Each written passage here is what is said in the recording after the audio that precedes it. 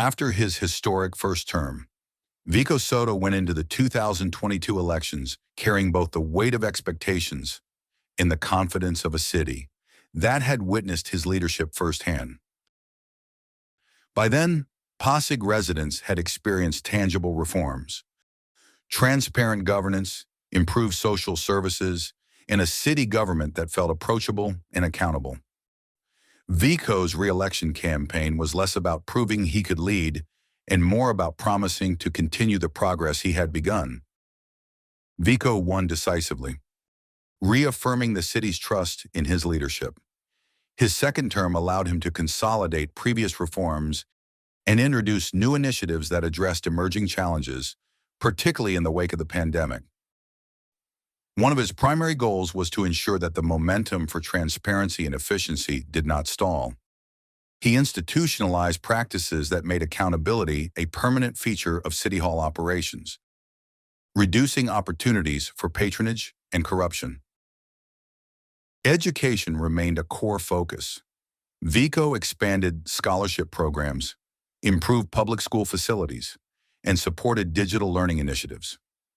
Recognizing that the pandemic had transformed the educational landscape, he also promoted programs that equip students with practical skills for employment, reinforcing the link between governance and tangible community development. Healthcare continued to receive priority. Vaccination campaigns, health checkup programs, and partnerships with private clinics strengthened the city's capacity to respond to future health emergencies.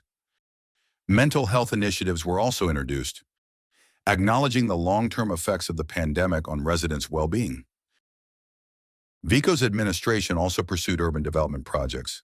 With a focus on sustainability and inclusivity, public spaces were redesigned for better mobility, safer streets, and green areas that improved quality of life.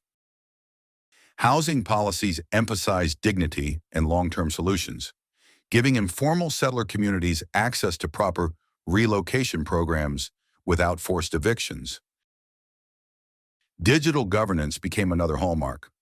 Online platforms allowed residents to file complaints, access services, and monitor city projects in real time. Vico's administration demonstrated that modern technology could strengthen citizen participation, making governance more transparent and responsive. Equally important was the culture of leadership Vico continued to cultivate. City Hall staff were encouraged to act with integrity. Citizens were empowered to participate, and governance was framed not as an obligation, but as a service. He showed that leadership could be principled, approachable, and effective simultaneously. Despite successes, challenges remained. Urban congestion, national policy coordination, and budget limitations required constant attention. Yet the foundations laid in his first term allowed the city to tackle these issues with clarity and efficiency. Vico's second mandate became a period of consolidation, innovation, and institutionalization, ensuring that reform was not a one-term novelty, but a sustainable model. Next time, in Episode 8, Beyond Pasig, National Influence in the Future, we'll explore how Vico Sotto's leadership in Pasig has inspired young leaders across the Philippines, the national attention he has garnered, and what his evolving vision may mean for the future of Philippine politics.